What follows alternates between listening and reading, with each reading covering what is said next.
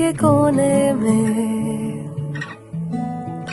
एक खास जगह बनाए, एक अलग ही मिजाज मुझको तुम्हारे और करीब लाए। रिश्तों की खुशबुओं को और भी महकाए, जायका ये मोहब्बत का, हम सफर हमें जिंदगी भर का हम सफर बनाए। स्वाद की बेहतरीन यादों में रच बस जाए, जिंदगी खिल खिलाए, जब हम सफर आपका हम सफर बन जाए।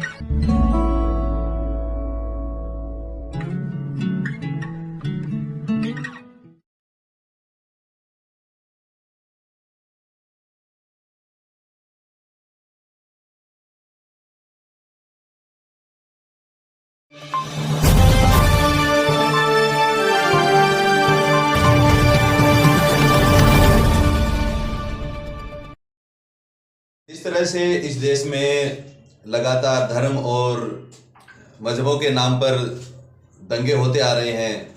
सदियों से ये सिलसिला चल रहा है। आज़ादी के बाद भी ये सिलसिला लगातार चलता रहा।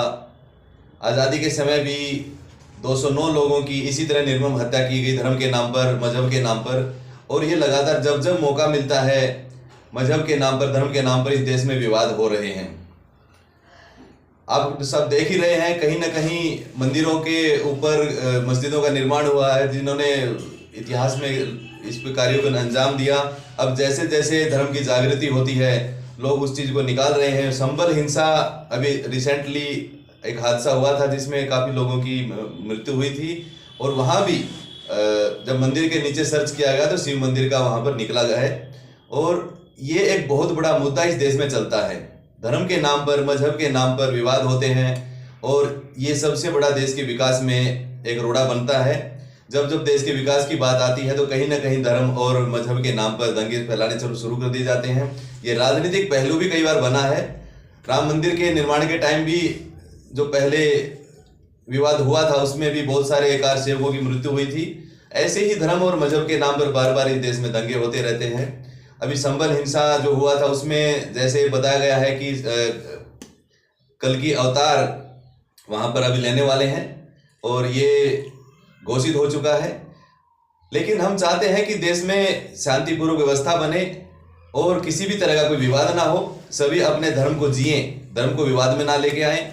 जिस तरह मुस्लिम लोगों का अगर कोई जुलूस निकलता है तो देखा जाता है कि हिंदू कॉलोनी में, हिंदू मंदिरों के आगे से अगर वो अपना जुलूस या कोई ताजिया निकालते हैं तो शांतिपूर्वक व्यवस्था उनकी निकलती है।